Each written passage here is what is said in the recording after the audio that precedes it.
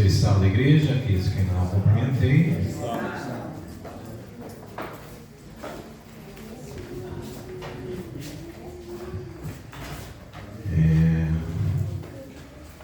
Para dar a introdução ao nosso sermão desta manhã,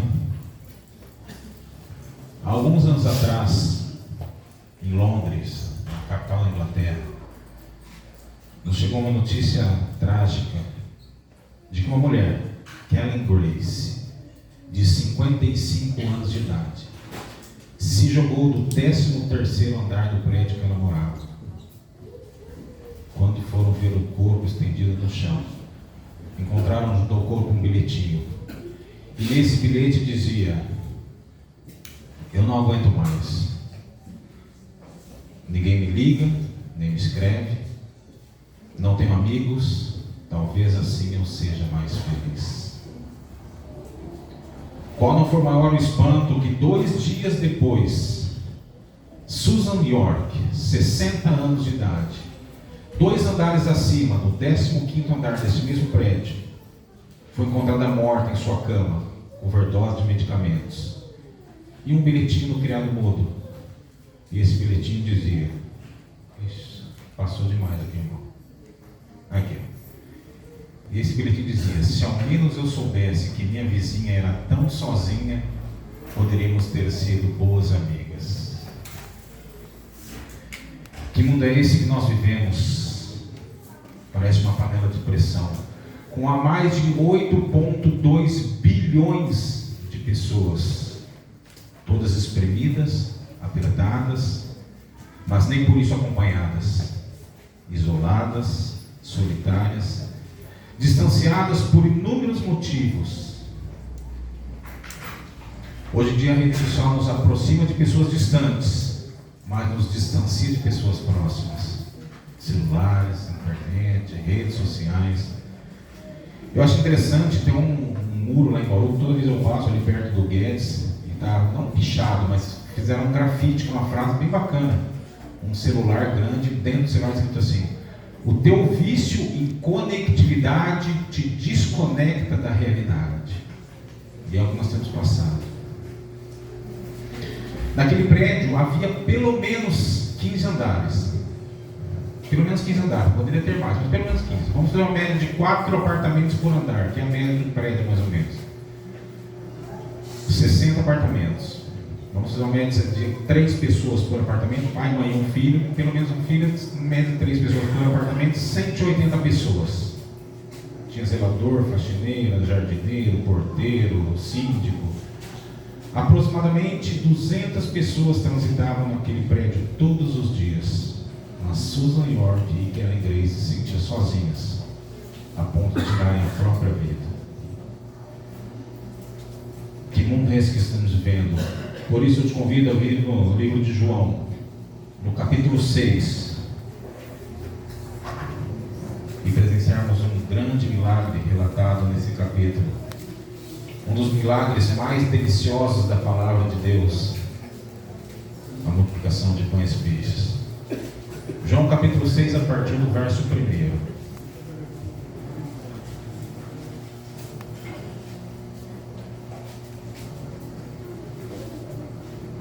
Bíblias abertas, olhos fechados, vamos falar com o nosso Deus.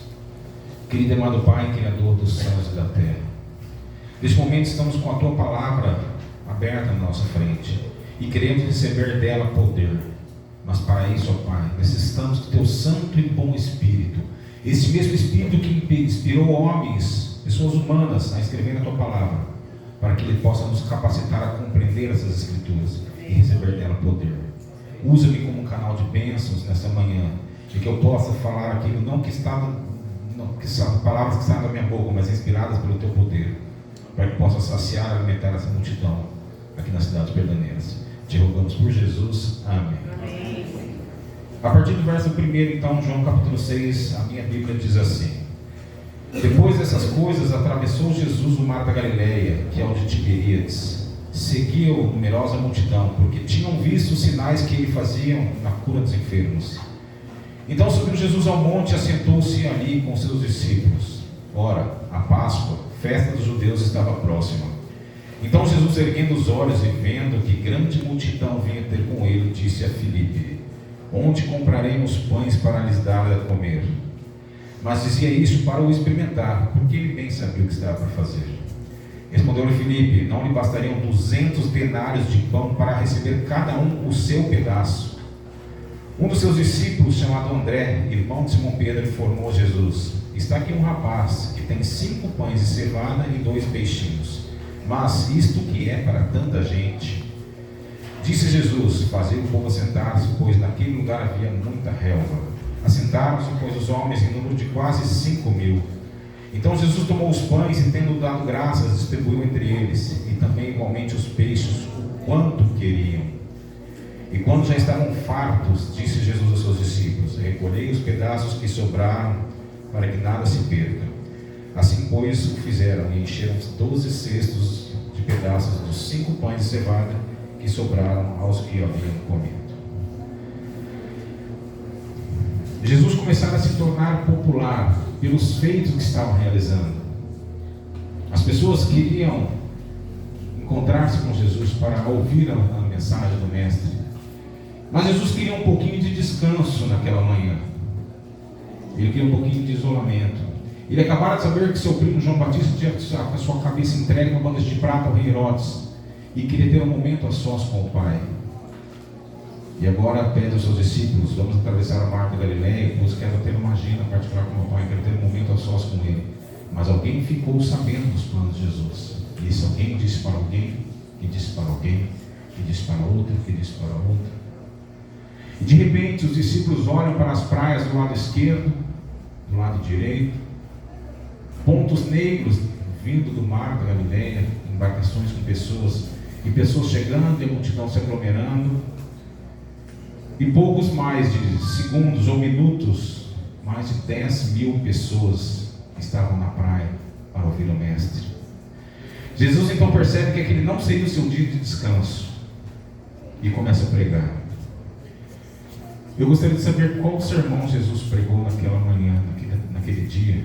Mas ele pregou com tanta intensidade, com tanta vontade, de repente com tantas ilustrações práticas, atendendo às necessidades daquela multidão, daquele povo, dos seus ouvintes, que ele pregou 1 hora, pregou 2 horas, 5 horas. E a multidão, diante do sol da justiça, não percebeu que o sol fazia a sua rotina diária na volta celeste e começava a se pôr. Os discípulos então diziam: Mestre, encerre a mensagem, entre no apelo e despeça a multidão. O Senhor pregou o dia todo, a multidão está aqui, deve estar cansada, longe de casa, com fome.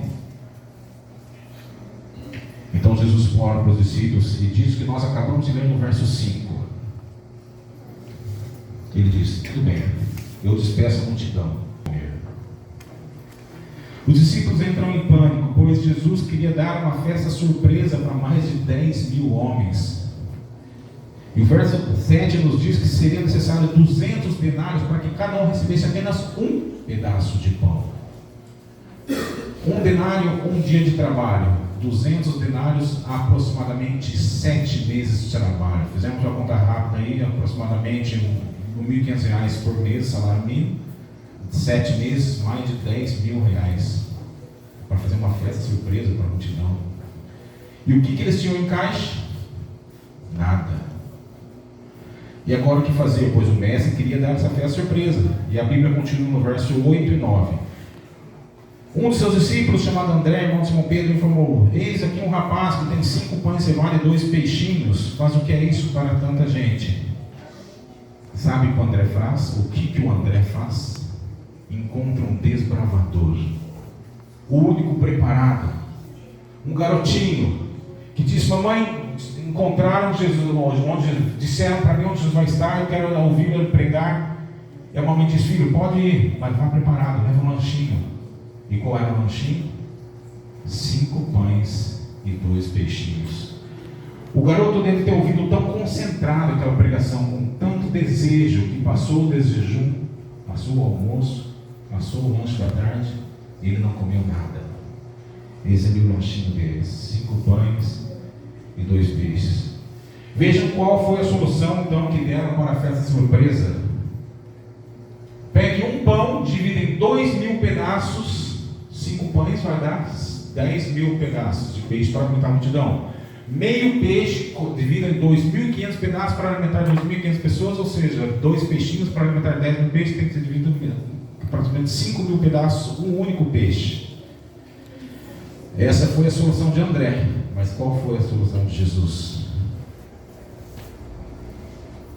O verso 10 e 11 nos diz: fazei o povo assentar-se, pois havia naquele lugar muita relva. Assentaram-se, pois, os homens em número de quase 5.000. Então Jesus tomou os pães e, tendo dado graças, distribuiu entre eles, e também igualmente os peixes, o quanto queriam. Não foi apenas um pedaço para cada um, foi o quanto queriam. O que a princípio parecia uma piada sem graça de Jesus, uma festa surpresa para 10.000 pessoas, se tornou o maior milagre gastronômico da história desse planeta. Mais de 10.000 pessoas foram alimentadas. Cristo fez algo extraordinário naquela tarde, algo maravilhoso, algo inesquecível. Quantos pães Cristo fez naquela tarde? Quando eu fui pregar esse sermão lá na igreja do Gás, bem na esquina da igreja tinha uma padaria, Vovó Augusta, se não me engano. E eu cheguei no sábado pela manhã, eu desci do carro, entrei na padaria, chamei pela responsável, falei: deixa eu tirar uma dúvida contigo, qual é o maior movimento que você tem na padaria, que vende mais pão? Ela falou: coincidentemente é hoje, no sábado. Falei: e aproximadamente quantos pães vocês fazem num dia de maior movimento nessa padaria? A gente faz em torno de 3.600 a 4.000 pães por sábado. Agora eu quero fazer uma conta com vocês. Se vocês passam o dia todo sem comer nada, desde a manhã, no almoço, no lanche da tarde, no final da tarde, quantos pães cada um come?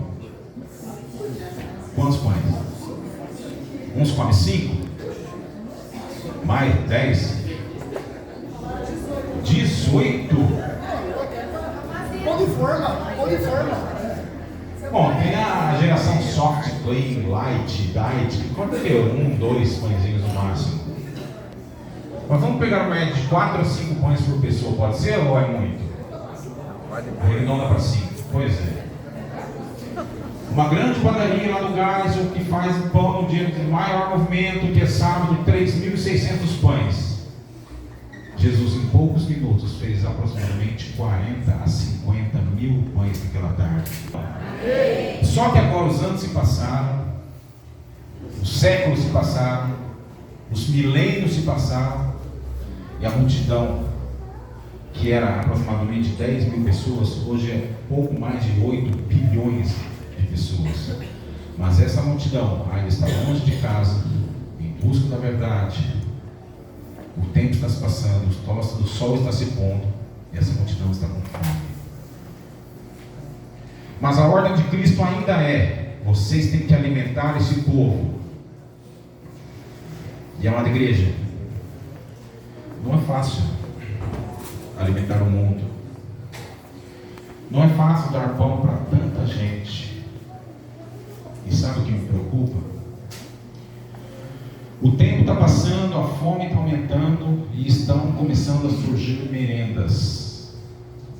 O mundo está inventando merendas que aparentemente matam a fome, mas não alimentam. Vocês sabem o que é isso? Dá para ver aqui, não? Algodão doce. Algodão doce é uma merenda que enche os olhos, enche o saquinho, ó, colorido, atrativo, mas não enche a barriga. Alguém aqui já comeu? Vi que o pessoal aqui bate forte, né, Lele? Alguém já comeu 5 algodão doce uma vez só ou não? Já? 6, 7, 10 algodão doces, 15, comam 50 algodão doce, mas não vai te matar a fome.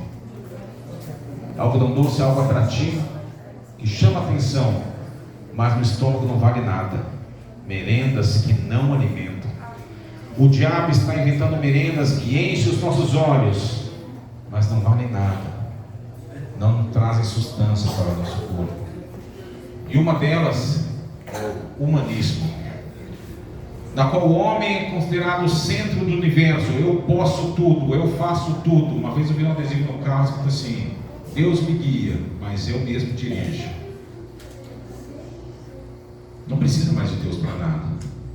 Aí é onde entra o existencialismo, na qual o indivíduo é o único responsável em dar significado à sua vida e vivê-la como bem entender. ele faz o que quer. Uma merenda também que enche os olhos, principalmente dos jovens, o hedonismo. O hedonismo é uma teoria que afirma que o prazer é o bem supremo da vida humana. Prazer pelo sexo, prazer pelos vícios, prazer pela riqueza. E esse prazer pela riqueza também nos incomoda, porque aí entra o consumismo, outra merenda que está enchendo os olhos, principalmente dos nossos jovens. Porque você gasta o que não tem para comprar aquilo que não precisa, para mostrar aquilo que você não é para as pessoas que você não gosta. Interessante, né? Para nós. Mas Jesus vê o mundo sendo alimentado com algodão doce, diz: vocês precisam alimentar essa multidão. Mas uma coisa é alimentar 10 mil pessoas com Jesus do nosso lado, multiplicando os pães. Outra coisa é uma igreja, aproximadamente 22 milhões de adventistas ao redor do mundo, para alimentar 8,2 bilhões de pessoas. O pastor Wendel fez uma conta aqui, rapidinho. Diz que aqui na cidade de Perdineiras, então, cada pessoa é responsável por 250 pessoas. É isso? Se for pegar na média no mundial, 22 milhões de adventistas para 8,2 bilhões, dá aproximadamente, vamos aumentar um pouco essa média, 373 pessoas para cada adventista. Aumentou o desafio. Você já deu 373 do Bíblia, né? Você já convidou 373 pessoas para vir na igreja, irmão? Você já falou do amor de Jesus para 373 pessoas? E detalhe, se você não fala para ninguém, o irmão do seu lado tem 720 e tantos aí, e por aí vai. Mas Jesus disse: alimente esse povo. Queridos, desse milagre vou dar 3 razões básicas, o que me levam ainda a acreditar que Jesus está no controle deste mundo. Mesmo com tantas merendas sendo oferecidas, Jesus ainda está no controle desse mundo, por 3 razões básicas. Primeiro, não complique o que Deus simplificou. O mais interessante desse milagre é que Deus não multiplica o mais tradicional cardápio francês requintado, com o mais belo. Não. Pão e peixe. Peixe do acrópolo. E Jesus Cristo, Tel e Rio Soter, Jesus Cristo, Filho de Deus, nosso Senhor, nosso Salvador. E pão. Quem é o pão da vida? Não complique o que Deus simplificou. O Evangelho é simples. Vamos arrecadar alimentos para se juntar, fazer cesta básica para a Asa. Não precisa de carro de som divulgando. Ajuda, mas não precisa.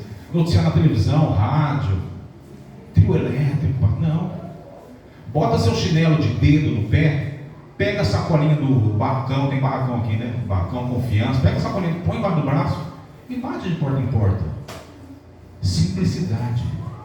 O Evangelho está na simplicidade. Não complique o que Deus simplificou. Um outro ponto importante: não põe o poder de Deus numa camisa de força. Não estou dando para ler direito, mas não põe o poder de Deus numa camisa de força. Ah, mas não vai dar certo. Eu não sei dar estudo bíblico, não sei pregar. A gente vai fazer esse projeto, não vai. Queridos, não põe o poder de Deus numa camisa de força. Vem comigo até 1868. Um homem chamado Goodley Bell, um visionário, no sótão de uma casa, com um grupo de 7 a 8 crianças. Que escola é essa? Um maluco achando que poderia fundar uma igreja, uma escola, no sótão de uma casa. Qualquer um diria: isso não vai para frente. Essa escola não vai para frente. Não põe o poder de Deus numa camisa de força. Anos mais tarde, a primeira escola adventista fundada por Goodley Bell se transforma numa corporação educacional ao redor do mundo, contendo... Opa, passou de novo. Educação adventista presente em mais de 150 países, 8.632 instituições de educação infantil até o ensino superior, mais de 77 mil professores responsáveis pela formação de mais de 2 milhões de alunos, oferecendo, além de uma educação correta, princípios sagrados. Não põe o poder de Deus numa coisa de força. Uma televisão não é fácil, vai ser sufocada no meio de tanto entretenimento oferecido aí pela mídia. Há 25 anos atrás, um grupo de visionários realizou a primeira transmissão da Igreja Adventista no Brasil, e muitos diziam: isso não vai para frente. 25 anos depois, Ele está falando de 2 em 2 aqui. Isso. TV aberta em várias cidades, TV por assinatura com cobertura nacional, antenas parabólicas, plataforma NT Play para computador, tablet, celulares, rádio Novo Tempo, 7 países sul-americanos, gravador Novo Tempo, distribuindo CD e DVD para toda a comunidade. 2 idiomas, Novo Tempo e Nuevo Tempo. Não põe o poder de Deus em coisa de força. No Chile, 98% da população, é o país que mais tem canal aberto do Novo Tempo. Praticamente 98% da população tem canal aberto do Novo Tempo. Canal aberto, assim como o Globo, SBT, Record, Bandeirantes. Deus tem ou não tem poder? Jovens, como você que diz, né, assim, jovens de 16 a 99 anos, eu vou abranger um pouco mais, jovens de 0 a 99 anos. No livro Salvação e Serviço, que deveria ser o livro de cabeceira de todo jovem adventista, diz que o Ministério Jovem começou no ano de 1907 com o propósito missionário. Ele foi e ainda é propósito missionário. O jovem gosta de desafios. O jovem gosta de ser desafiado. Proporcione desafios para os seus jovens e você vai ver sua igreja crescendo. Projeto Caleb. Nós vemos ali no vídeo, convidando para o Projeto Caleb. Invistam no Projeto Caleb. Foi lançado um desafio para alguns jovens lá no Nordeste. Passou. Quem encabeçou esse projeto foi essas 2 jovens, Maiana, 19 anos, e a Samara, 16 anos. No total foram 12 jovens que foram desafiados a ir para uma cidade, fazer um trabalho missionário. O pastor ia entrar em férias, foi na época de janeiro, o pastor entrando em férias, não tinha ancião na igreja. Na verdade, vocês vão ver que a igreja nem telhado tinha. E 12 jovens então aceitaram esse desafio para esse projeto Caleb da cidade de Horizonte, próxima a Fortaleza, lá no Nordeste. Fazendo 30 dias de conferência, sem pastor, sem ancião, somente 12 universitários. Olha lá, a igreja lá. Nem telhado tinha. E o pastor, antes de fazer a conferência, vocês vão acabar de construir a igreja, vão cobrir a igreja, 30 dias de projeto missionário. Fizeram alguns trabalhos aqui, ó. A gente vê elas pegando na enxada. Cadê? As meninas pegando na enxada, cimento, carrinho de mão, telha sendo colocada ali na igreja. Projetos missionários, projetos sociais foram feitos. Projetos sociais, ali a gente está vendo ali em cima o Alexandre, não dá para ver aqui o Alexandre cortando o cabelo. Quando o pastor retornou das férias, ele perguntou como foi o trabalho e tal, ele falou: a gente fez 12 cortes de cabelo, o Alexandre cortou o cabelo de 12 pessoas aqui. Falou: Alexandre, mas você corta, você ficar barbeiro, você corta? Não, pastor. Mas seu pai é barbeiro, então não. Mas você aprendeu? Não aprendi, não. Mas você fez Senac alguma coisa? Não, pastor, não fiz, nunca cortei cabelo na vida. Mas quando você fez 12 cortes de cabelo, o jovem é fantástico, o jovem é maravilhoso. Sabe o que é, pastor? Naquele dia, a gente disse que a moda era passar máquina zero na cabeça das pessoas. Deixou ali 12 pessoas carecas se sentindo ali o Tom Cruise, né? E no final de 30 dias, igreja lotada, igreja coberta. Passa aqui que está fazendo de 2 em 2, está dando 2 clipes. Igreja coberta, igreja lotada. A gente vê, você dá para ver pessoas de pé ali ao fundo da igreja. E naquele dia, ao encerrar aquele projeto, aqueles 30 dias de conferências, 23 pessoas se entregaram ao batismo. Amém. 12 jovens nas suas férias. E não diga que o que aconteceu lá no Nordeste não pode acontecer aqui em Pederneiras também. Não põe o poder de Deus no começo de força. E um terceiro motivo que me leva a acreditar que Deus ainda está no controle da situação. É você, irmão, desculpa, eu cortei aqui. Jesus não entregou o pão para a multidão. Quem entregou o pão para a multidão? Os discípulos. Jesus entregava para os discípulos, mas quem entregou para a multidão foram os discípulos. O povo está com fome hoje em dia ou não? E quem são os discípulos de hoje? Eu vou perguntar mais uma vez para ser bonito aqui na gravação. Quem são os discípulos de hoje? Nós. Eu vou fazer mais uma vez a pergunta. Quem são os discípulos de hoje? Nós. Quando nós falamos que somos nós jogamos a responsabilidade nos outros. Nós, a igreja de Pederneiras vai responder. Não, eu sou responsável por entregar os pães. Eu vou dar conta dos meus pães entregues. Eu sou discípulo de Jesus nos dias de hoje. E essa é a frase que eu quero que você guarde até a volta de Jesus. Você pode esquecer tudo que eu disse para você nessa manhã, mas guarde essa frase, passa, irmão. Deus é quem multiplica os pães, mas somos nós que ajudamos a distribuir. Sou eu que ajudo a distribuir esses pães. A responsável de distribuir os pães, a responsabilidade de distribuir os pães é sua, é minha. E o que nós temos feito? O que me espanta é que no século passado, uma frase foi escolhida como uma das mais célebres do século passado. E sabe qual é essa frase? Senhor. Acho que não vai dar para ler também, né? Dá. Cuidado com este homem, ele acredita naquilo que diz. Uma frase, não tem nada de poético, não tem nada de... Não. Mas por que essa frase foi escolhida como uma frase do século passado? Porque foi de quem disse, se referindo a quem? Passa, irmão. Quem disse foi esse grande publicitário, Joseph Goebbels. Ele é um dos publicitários mais famosos do século passado. Mas o que mais chamou a atenção nessa frase é de quem ele estava se referindo. Cuidado com este homem, ele acredita naquilo que diz. Ele está falando de... Pode passar, irmão. Adolf Hitler, um demônio humano chamado Adolf Hitler, que levou mais de 6 milhões de judeus para a câmara de gás. Diziam que quando ele falava, quando ele discursava, eu vi alguns discursos dele na internet, eu não entendia nada, todas aquelas linguagens alemão lá, mas ele falava com uma veemência, dá até medo de você ouvir ele falando, parece que ele entra dentro da sua alma falando, ele te convence daquilo que ele está dizendo. E sabe o que me assusta, irmãos? Um único homem, convicto de uma mentira, levou quase o mundo todo para o inferno. E nós, 22 milhões de adventistas, convictos de uma verdade, o que nós estamos fazendo? O que você tem feito para Cristo? Você tem entregue os seus pães? Você tem distribuído os pães que foram confiados? Mas eu não sei dar estudo bíblico, eu não sei cantar, eu não sei pregar. Inventa a sua forma de evangelizar. Você não sai na internet? Vai evangelizar pela internet. Você não sai das redes sociais? Vai evangelizar pelas redes sociais. Se vira, mas entregue seus pães. Sabe por quê?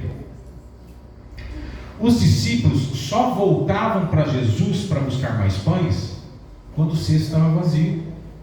Depois que eles tinham terminado de entregar os pães. Enquanto eles tinham pães para entregar, eles não voltavam para Jesus. Agora pense num 13º discípulo, que graças a Deus não tinha na Bíblia. Mas pense nesse discípulo que recebia os pães ali quentinhos de Jesus no seu cesto, mas não entregava os pães. Porque ele tinha muito compromisso, com faculdade, com trabalho. Chegava em casa, tem que fazer isso, tem que fazer aquilo, jogar bola, na internet, videogame, filme, novela. Não tinha tempo de entregar os pães. Ele voltava para Jesus? Não, porque seu cesto estava cheio. No dia seguinte, ele acordava, a sua mesma rotina. Como estavam os pães? Começando a ficar duros. Passaram-se 15 dias, o cesto dele continuava cheio de pães podres, embolorados. Mas ele não voltava para Jesus, afinal de contas, o seu cesto ainda estava cheio. Entregue seus pães. Como está o seu cesto? Vazio de pães entregues? Ou cheios de pães podres?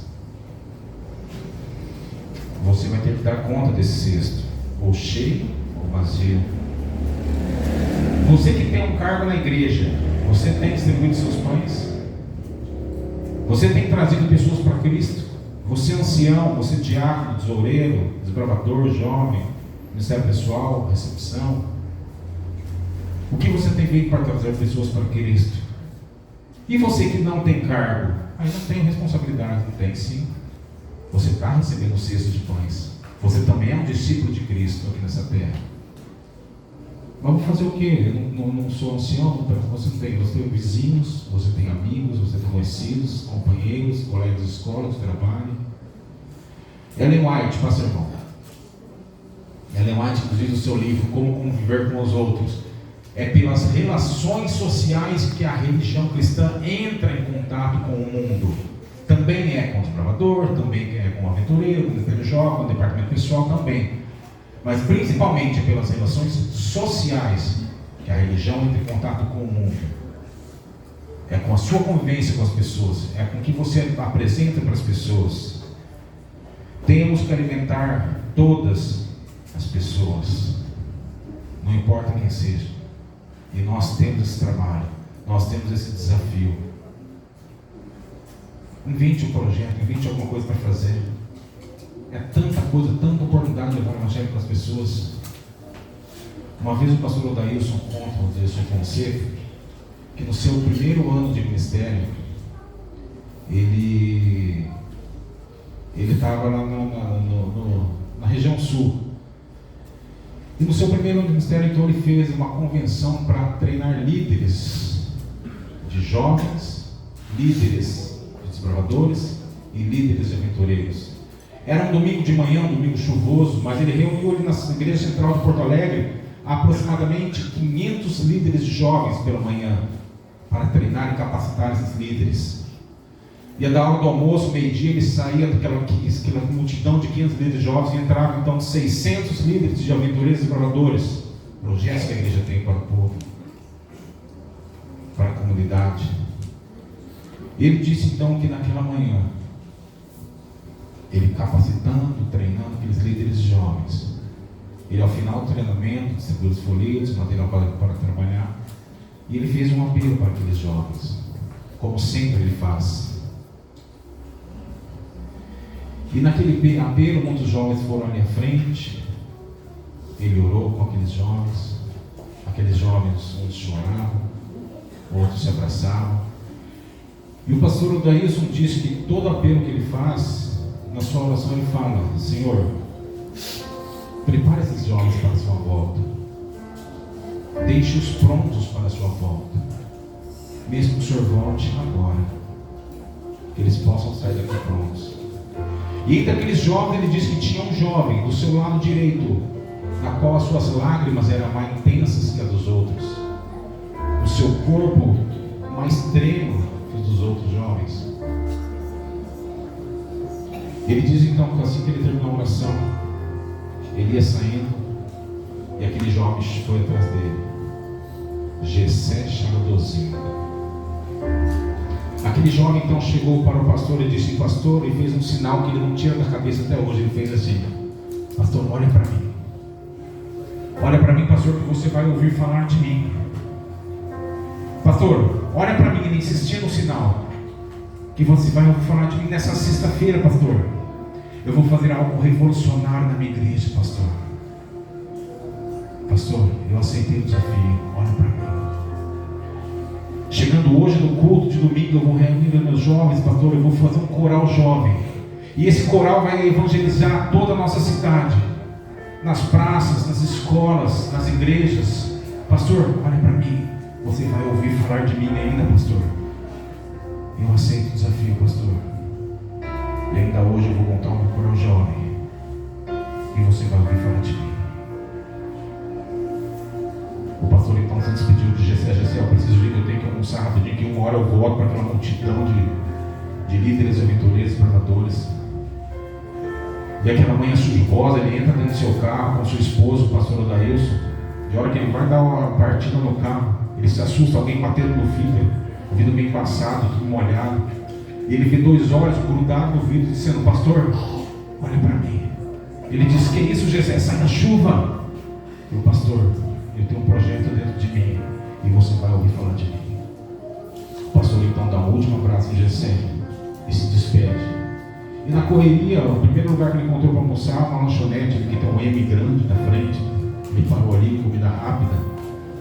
E quando ele estava para dar uma bocada no seu primeiro lanche, o telefone vibra. Era Kimbel, o regional jovem lá da região. O pastor então atende a ligação e ele diz: pastor, onde você está? Pois não, Kimbel, eu estou aqui almoçando, estou comendo um lanche aqui da lanchonete e tal. Eu preciso comer rápido, eu tenho voltado para a igreja. O Kimbel então diz: pastor, eu não quero atrapalhar o seu almoço. mas eu preciso que o senhor venha aqui. Onde você está aqui, ele sentiu a urgência na voz do regional. E eu estou aqui mesmo próximo da lanchonete que você está, pastor. Aqui na Baixada, próximo ao estádio Beira-Rio, o estádio Internacional de Porto Alegre. Ali onde o pastor estava, tinha uma lombada, uma subida, aí então tem uma descidona, e lá embaixo então tem um estádio do Beira-Rio. O pastor diz: Ellen, sua esposa, cancela o almoço, temos algo importante para resolver. Eles então entram no carro, começam a andar ali naquela rua, avenida, não sei qual que era, mas um trânsito congestionado, chovendo, tudo parado. E na hora que ele consegue chegar no topo, ele avista lá embaixo, tudo parado, condicionamento, luzes piscantes, estroboscópicas, mostrando polícia, ambulância, bombeiro. Ele teve que encostar o carro, não tinha como chegar de carro, desceu a pé. Na hora que ele chega no local, cordão de isolamento, um policial diz, vê ele trajado de terno e gravata: você é o pastor Daílson? Sim, sou eu. O policial diz: pode entrar. Na hora que ele atravessa aquele cordão de isolamento, ele vê o que o pecado faz na vida do ser humano. Água escorrendo, folhetos jogados, material para trabalhar com jovens, material que foi distribuído ali naquele encontro. E ele então pensa: é gente nossa, o carro, adesivos da igreja, por isso que me deixaram entrar. Aí o policial, na sua insensibilidade, para nós mas para eles é normal, essa é a rotina deles. Duas moças já haviam sido levadas presas para a UTI do próximo, ao hospital mais próximo, porque estavam gravemente feridas, mas o motorista não resistiu. E na sua insensibilidade, o policial diz: pastor, eu só quero que você olhe o corpo. Ele então pega aquele plástico prateado que eles usam para cobrir o corpo e levanta. Água, sangue, pedaços de carro escorrendo. E ele vê um jovem de 22 anos, que há poucos minutos batia no vidro do carro dele e dizia: pastor, olha para mim, pastor, você vai ouvir falar de mim. Eu vou fazer um projeto maravilhoso na minha igreja, pastor. Olha para mim, pastor. Eu aceito o desafio.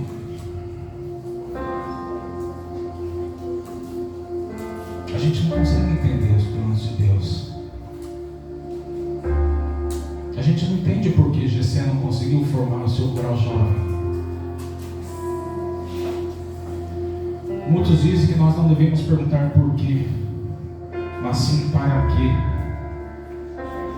Mas queridos, a pergunta não é por quê, mas também não é para quê, como se Deus fosse um sádico querendo matar pessoas para nos ensinar lições.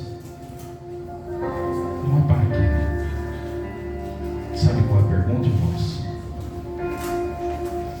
Nós não devemos perguntar por quê, nem para quê.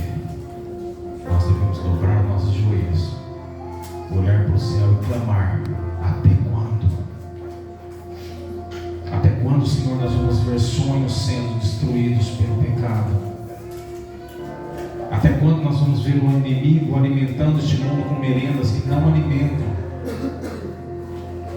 Até quando nós vamos passar por isso? Queridos, vários desafios foram lançados. Projeto Caleb, tem um trabalho que a gente está iniciando ali com os aventureiros. É um jeito de você levar o evangelho para famílias que não são da igreja. Os aventureiros, moradores, não são apenas para crianças da igreja. De repente não temos muitas filhas na idade de adolescência na igreja, mas temos aqui na redondeza, na região, na vila, na cidade. Encare esse desafio, porque nós não sabemos qual vai ser a próxima batida do nosso coração. Nós não sabemos o que vai ser de nós. Jesus está às portas de voltar, mas nós não sabemos como, quando. Eu logo mais tenho uma viagem para Bauru, não sei se eu vou chegar com vida. Jesus pode voltar para mim no caminho. Não podemos perder tempo. O cesto de pães vocês estão recebendo nessa manhã. E a obrigação de cada um entregar esses pães para a multidão.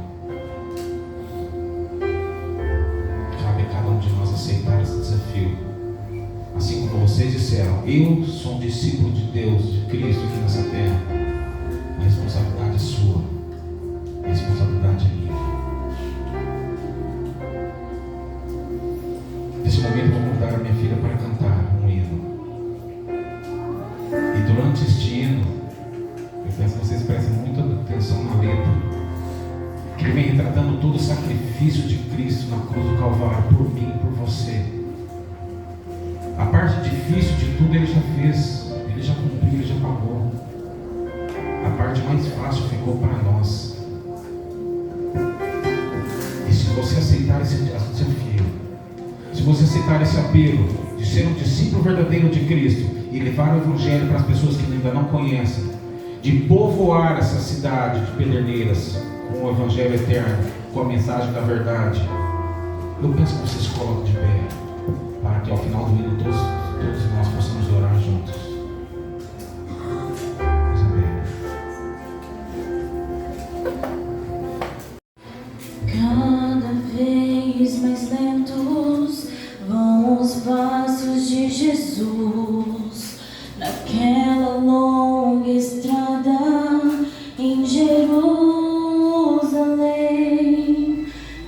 Cansado, ferido, machucado, humilhado, não há palavras que descrevam esse quadro de horror. Naquela rua empoeirada vão as marcas da cruz. Seu sangue escreve a história de um Deus de amor. Não há quem o ajude, muitos fogem, muitos choram. Seu olhar quase se apaga, mas ele segue e não para. As mãos, os pés, os cravos a ferir seu corpo, a cruz, a dor, a coroa que ele usou. Jesus pagou, foi tudo por amor. Seu perfeito sacrifício trouxe graça e perdão a mim. Eu jamais irei compreender sua angústia e seu sofrer. Foi por mim que ele se entregou.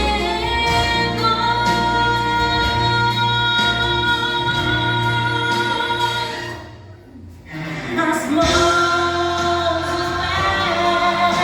os pés, os cravos a ferir seu corpo, a cruz, a dor, a coroa que ele usou. Jesus pagou, foi tudo por amor. Seu perfeito sacrifício trouxe graça e perdão.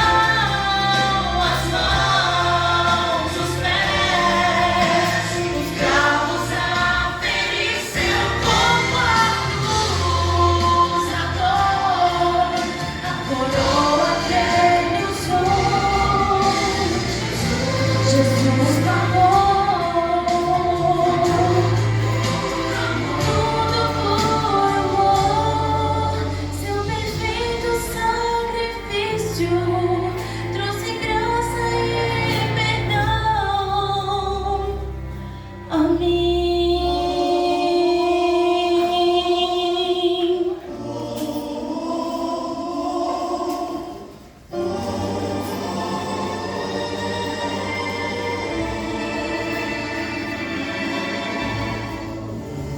Amém.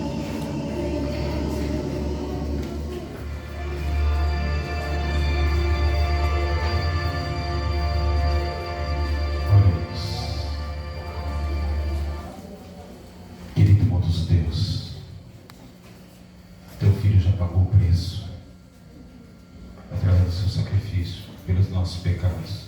Amém. A parte mais difícil já foi feita por Ele.